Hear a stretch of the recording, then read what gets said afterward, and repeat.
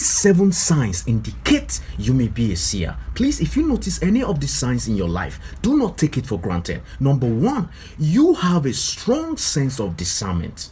In 1 Corinthians 2:14-16, we're going to be using the Amplified Version for better understanding. The natural non-spiritual man does not accept or welcome or admit into his heart the gifts and teachings and revelations of the Spirit of God, for they are foolishness to him, and he is incapable of knowing them, because they are spiritually discerned and estimated. If you have a keen sense of discernment, it may be that you are a seer, and don't take this for granted. Number 2, you receive vivid dreams and vision. In Joel 2:28, Amplified Version, and it shall come to pass afterward that I will pour out my spirit upon all flesh, and your sons and your daughters shall prophesy. Your old men shall dream dreams. Your young men shall see visions. As a seer, you may receive vivid dreams and visions from God. So don't take it lightly when you see these things. Number 3, you have a deep understanding of spiritual realities. In Ephesians 1:17-19, I always pray that the God of our Lord Jesus Christ, the Father of glory, may grant you a spiritual wisdom and revelation for insights into mysteries and secrets, in the deep and intimate knowledge of him, by having the eyes of your heart flooded with light, so that you can know and understand the hope to which he has called you. You see, it's biblical. And how rich is his glory inheritance in the saints, his set apart ones. If you have a deep understanding of spiritual realities, you may be a seer. So don't take this for granted, please. When next you notice this, know that you may be a seer. Number 4, you can sense the presence of God or evil spirits. 1 Samuel 16-14.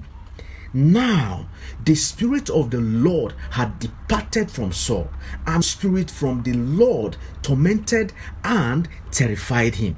As a seer, you may be able to sense the presence of God or of evil.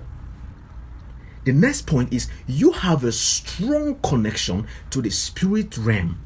In Revelation 1:10, it says, I was in the spirit in the realm of the sacred on the Lord's day, and I heard behind me a great voice as of a trumpet. If you have a strong connection to the spirit realm, you may be a seer.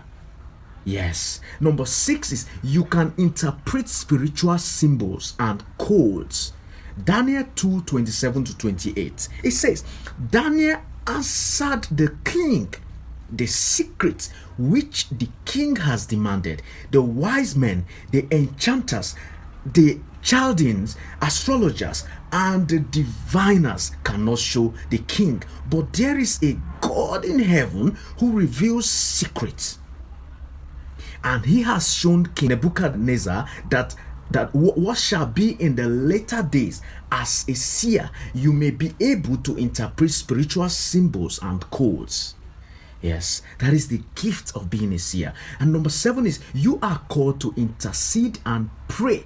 Ezekiel 22-30, it says, and I sought for a man among them who should build up the wall and stand in the gap before me for the land, that I should not destroy it, but I found none.